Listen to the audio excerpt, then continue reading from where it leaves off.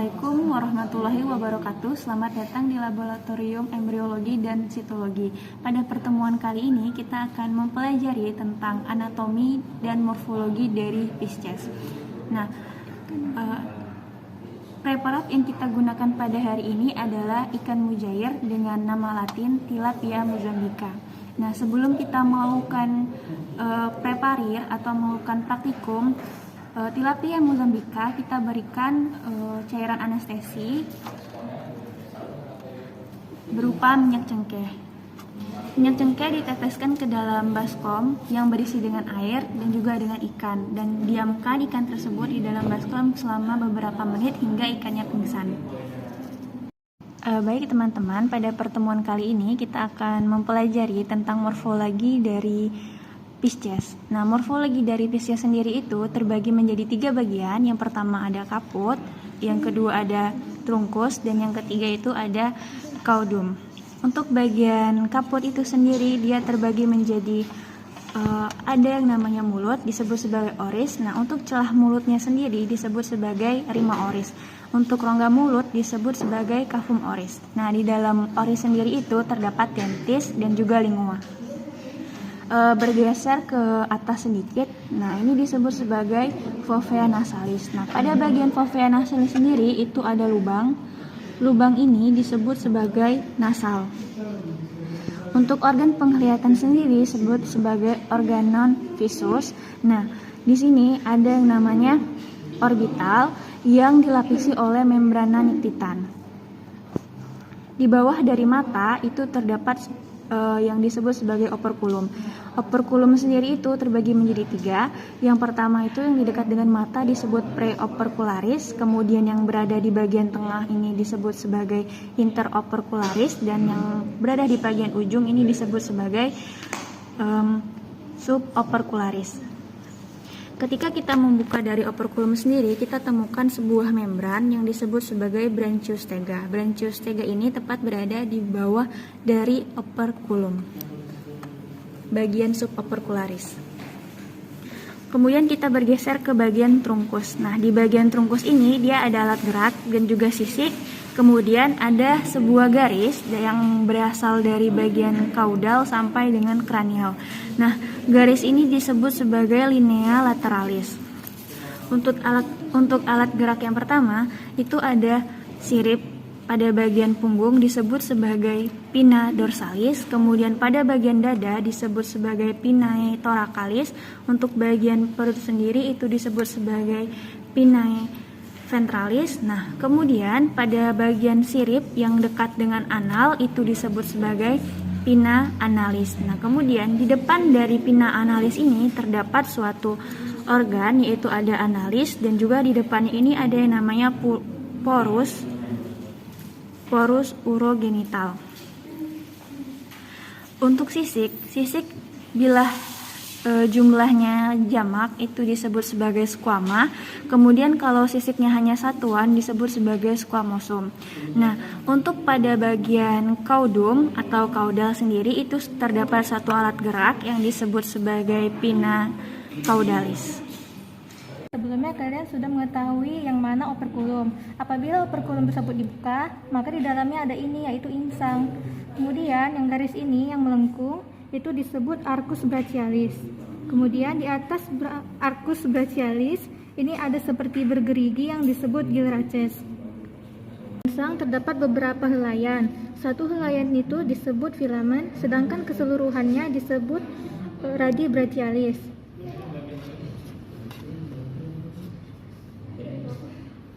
Kemudian ini terbagi menjadi 2 bagian. Yang di sebelah kiri disebut hemisinister brachialis, sedangkan yang kanan disebut hemidexter brachialis. Kemudian di tengah-tengah hemisinister brachialis dengan hemidexter brachialis itu ada septum, yaitu septum interbranchialis. Yang ini dia. Baik adik-adik semuanya, jadi sekarang kita akan membahas mengenai sistem organ dari ikan tersebut. Nah, ikan ini pada umumnya memiliki sistem organ yang hampir sama dengan hewan mamalia, hewan reptil ataupun aves, yaitu dia memiliki sistem digesti, sistem respiratori, kemudian sistem kardiovaskular, dan lain sebagainya. Pertama, kita akan masuk ke bagian sistem kardiovaskular atau sistem sirkulasi, di mana pada bagian ikan ini dilakukan tugasnya oleh si jantung. Jantung ini letaknya di sini. Nah, ini yang kecil sekali, ini adalah jantung yang berfungsi untuk memompa darah ke seluruh tubuh. Kemudian, setelah dari sistem kardiovaskuler, kita akan langsung masuk ke bagian sistem respirasi. Nah, pada ikan dia tidak memiliki pulmo atau paru-paru, sehingga fungsi respirasinya itu dilakukan oleh insang. Insang ini terdapat di bagian bawah dari operkulum.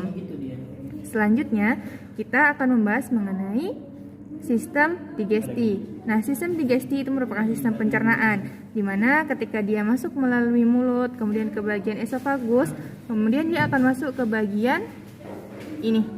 Ini merupakan ventriculus atau lambung. Nah, di bagian lambung ini, setelah dia melewati lambung, dicerna, maka akan diserap di bagian usus. Ini keseluruhan ini adalah usus atau intestinum. Nah, setelah dari intestinum, dia akan dikeluarkan melalui anus. Selanjutnya, ada kelenjar aksesorius pada sistem pencernaan, yaitu yang pertama ada hati atau liver. Kemudian ini adalah limpa atau lien. Nah, kemudian hasil daripada detoksifikasi maupun pencernaan daripada si hati itu akan terkumpul di dalam kantung empedu yang di dalamnya berisi cairan empedu. Ini merupakan kantung empedu atau nama lainnya adalah vesika velea. Selanjutnya kita masuk ke bagian sistem genitalia. Nah, di sistem genitalia ini ada jantan, ada betina. Nah, contoh hewan ataupun ikan ini adalah betina, di mana tandanya itu ada telur di dalam ovarium. Nah, ini adalah bagian ovariumnya, terdiri atas telur-telur seperti ini. Sedangkan kalau pada ikan jantan, nah ikan jantan itu dia memiliki testis di bagian tubuhnya. Nih, ini yang kecil ini dan berjumlah sepasang itu adalah testisnya. Kecil sekali ya. Kemudian setelah itu sistem urinasi pada ikan itu dilakukan oleh ginjal. Nah, ginjal pada ikan ini dia unik karena dia langsung melekat di bagian ossa vertebrenya atau di bagian tulang belakangnya. Dia sangat melekat. Ini nampak yang merah ini, yang bagian merah ini itu merupakan ginjalnya. Nah, ini adalah merupakan ginjal daripada si ikan yang bertipe pronefros. Seperti itu, di mana fungsi dari ginjal ini seperti biasa, yaitu untuk proses filtrasi daripada urinasi sebelum dikeluarkan dari luar tubuh. Kemudian yang paling unik dari ikan ada yang namanya gelembung renang. Nih, yang berbentuk seperti balon ini adalah gelembung renang atau nama lainnya adalah Vesica natatoria. Di mana fungsi dari gelembung renang ini sendiri yaitu untuk membantu keseimbangan pada ikan ketika ikan itu sedang berenang. Nah, untuk organnya selesai sampai di sini, akan dilanjutkan ke bagian yang lain. Pada bagian ini kita akan mengenal tentang penampang melintang otot ischias pada bagian kaudal. Pada bagian ini, otot ischias ini terdiri atas dua bagian. Yang mengarah ke atas ini disebut dengan bagian neuralis, sedangkan yang mengarah ke bawah ini disebut dengan hemalis. Bagian ke atas ini disebut dengan neuralis karena dia memiliki banyak saraf dan berwarna pucat. Sedangkan bagian hemalis karena dia banyak mengandung pembuluh darah dan tampak berwarna merah. Pada bagian neuralis ini terdapat beberapa bagian. Yang pertama itu ada bagian yang menyerupai meruncing yang disebut dengan spina neuralis. Spina neuralis ini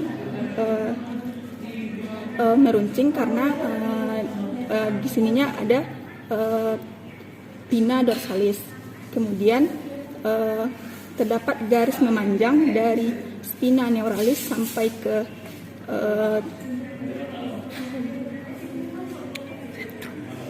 ke sentrum yang disebut dengan arcus neuralis. Kemudian di sini tampak lubang kecil yang disebut dengan foramen neuralis. Kemudian bagian yang membagi antara bagian neuralis dan hemalis itu terdapat sentrum vertebrae. Kemudian selanjutnya adalah bagian hemalis. Bagian hemalis itu sama halnya juga dengan bagian neuralis yang juga terdiri dari yang pertama, dari bagian sentrum vertebrae ini terdapat lubang juga yang disebut dengan foramen hemalis. Kemudian dari foramen hemalis juga terdapat garis memanjang yang disebut dengan arcus hemalis. Kemudian pada bagian ujung dari ini terdapat juga bagian yang meruncing yang disebut dengan spina hemalis. Adalah otot-otot yang terdapat pada pisces. Pada pisces ini terdapat pembatas antara otot satu ke otot lain yang disebut dengan myokomata, yaitu menyerupai garis-garis. Garis-garis yang tampak berwarna putih. Kemudian kumpulan dari otot-otot yang membentuk bulatan itu disebut dengan myomer. Demikianlah praktikum kita pada kali ini tentang anatomi dan morfologi pisces. Jika ada yang pertanyaan, silakan tulis di kolom komentar. Sekian, dan jangan lupa like, comment, and subscribe.